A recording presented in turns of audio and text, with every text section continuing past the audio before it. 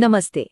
आज हम हेडलाइंस से आगे बढ़कर एक विधानसभा क्षेत्र की राजनीतिक जमीन को गहराई से समझने की कोशिश करेंगे।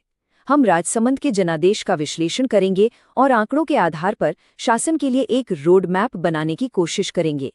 ये विश्लेषण किसी व्यक्ति विशेष पर नहीं, बल्कि व्यवस्था और प्रक्रियाओं पर केंद्रित है। तो आज हम क्या क्या देखने वाले हैं माँ? सबसे पहले हम राजसमंद की आत्मा को, वहां की जमीनी हकीकत को समझेंगे। फिर आंकड़ों में जो कहानी छुपी है उसे देखेंगे। उसके बाद हम इस जनादेश की चीर-फाड़ करेंगे और एक चतुर्मुखी ब्लूप्रिंट पेश करेंगे। और आखिर में एक गवर्नेंस रोडमैप और लोगों के लिए एक विजन के साथ इस चर्चा को पूरा करेंगे। देखिए, किसी भी विश्लेषण में नंबरों पर कूदने से पहले जमीन की हकीकत को समझना बेहद जरूरी होता है, क्योंकि राजनीति सिर्फ नंबरों का खेल नहीं है। ये लोगों की उम्मीदों, उनकी जरूरतों और उनकी शिकायतों की कहानी है। तो चलिए, सबसे पहले राजसमंद के लोगों की आवाज सुनते हैं। तो ये है राजसमंद, राजस्थान का एक बहुत ही अहम हिस्सा। ये सिर्फ एक नक्शे पर एक जगह नहीं है, बल्कि हमारी इस पूरी पड़ताल का, आप कह सकते हैं कि सांस्कृतिक और राजनीतिक दिल है। यहीं की मिट्टी, यहीं के लोग इस कहानी के केंद्र में हैं। तो यहाँ के लोगों को असल में क्या परेशान कर रहा है? ये स्लाइड हमें सीधे जनता की नब्ज तक ले जाती है। सबसे ऊपर है वंशवाद की राजनीति, या यूं कहें कि बाहरी उम्मीदवारों को लेकर जो नाराजगी है वो सबसे ज्यादा है। उसके ठीक बाद बेरोजगारी, खेती किसानी का संकट और अनुसूचित जाति जनजाति समुदायों की अनदेखी, ये गंभीर समस्याएं हैं। असल में यही वो मुद्दे हैं जो राजसमंद की राजनीति की नींव बनाते हैं। अच्छा, अब लोगों की इन भावनाओं को आंकड़ों की कसौटी पर कसते हैं, क्योंकि दिन के आखिर में हर एक वोट एक कहानी कहता है, और ये आंकड़े ही जनता के मूड का सबसे बड़ा और पक्का सबूत होते हैं। तो 2023 के विधानसभा चुनाव के नतीजे क्या कहते हैं? तस्वीर बिल्कुल साफ है। बीजेपी को 53% से भी ज्यादा वोट मिले, वहीं कांग्रेस करीब 35% पर सिमट गई। ये एक बहुत ही साफ जीत थी, इसमें कोई शक नहीं।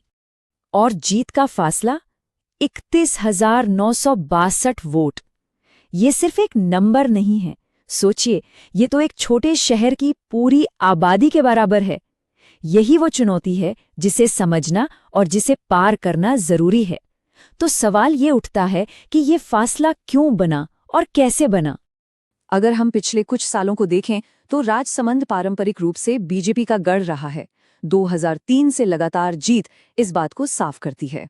लेकिन यहाँ एक दिलचस्प मोड़ आता है, 2021 का उपचुनाव। इस चुनाव में कांग्रेस ने इस फासले को लगभग खत्म ही कर दिया था। इससे बीजेपी की पकड़ में एक दरार का पता चला। ये एक संकेत था कि हवा का रुख बदल भी सकता है। और यही वो बात है जो आंकड़ों और जमीनी हकीकत को जोड़ती है।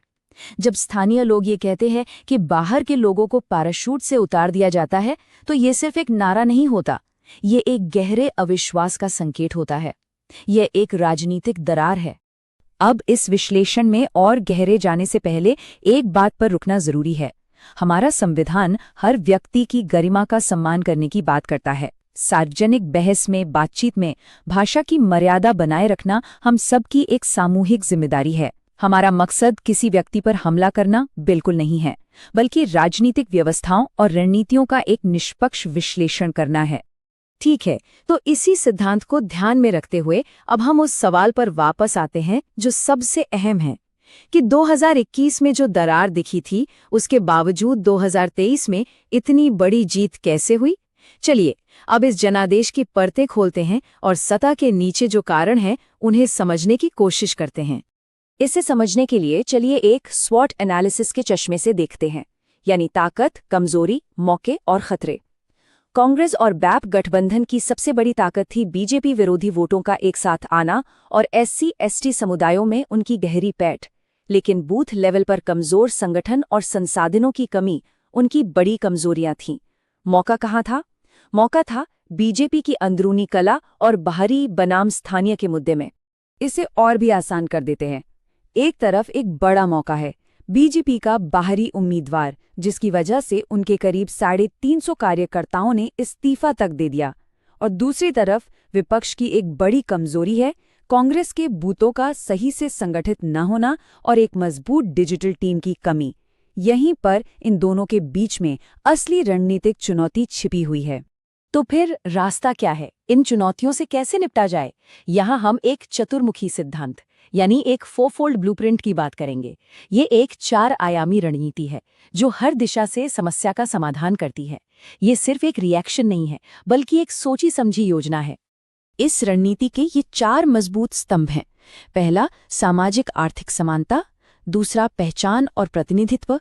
तीसरा, उम्मीदवार की विश्वसनीयता। और चौथा और सबसे जरूरी, जमीनी स्तर पर संगठन का क्रियान्वयन।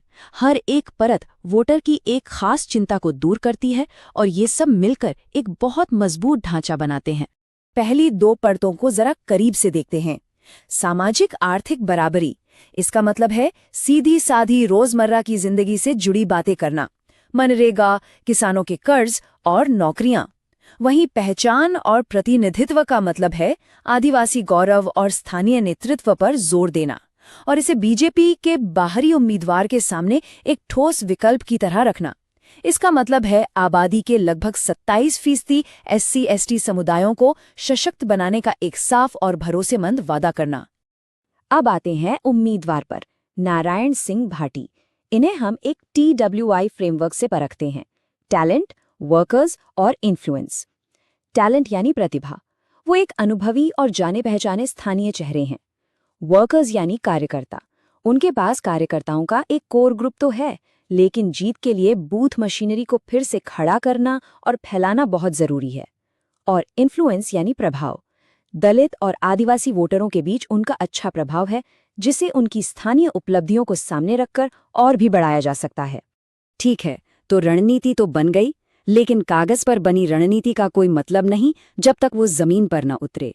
तो अब हम क्या करना है से आगे बढ़कर कैसे करना है पर आते हैं। ये एक ठोस, समय पर आधारित एक्शन प्लान है। ये एक 90 दिन का विन बैक लैडर है, मतलब एक एक कदम आगे बढ़ने का प्लान।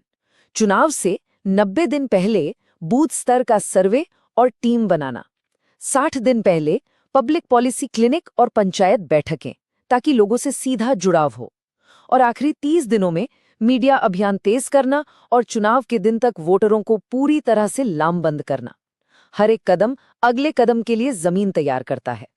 और जब हम लोगों तक पहुंचने की बात करते हैं तो एक और जिम्मेदारी याद रखना जरूरी है, उनकी निजता का सम्मान। भारत का DPDP कानून सहमति पर और डेटा के सही उपयोग पर जोर देता है। मतदाताओं से सम्मान के साथ जुड़ना, बिना उनकी निजता में दखल दिए, एक जिम्मेदार राजनीतिक प्रक्रिया का बहुत अहम हिस्सा है। देखिए, कोई भी चुनाव अकेले नहीं जीता जाता, इसमें साफ साफ जिम्मेदारियों का बंटवारा होना चाहिए। उम्मीदवार नारायण भाटी को गांव-गांव में अपनी पहुंच बढ़ानी होगी, रोज 5 से 10 बैठकें करनी होंगी। वहीं पार्टी के आला कमान को अनुभवी बूथ ऑर्गेनाइजर भेजने होंगे, डेटा एनालिसिस में मदद करनी होगी और सही समय पर संसाधन देने होंगे। ये एक टीम का काम है जहां हर किसी की भूमिका और जवाबदेही तय हो। अब हम अपनी इस चर्चा के आखिरी चरण में हैं। देखिए, चुनाव जीतना अपने आप में मंजिल नहीं है, ये तो बस एक शुरुआत है।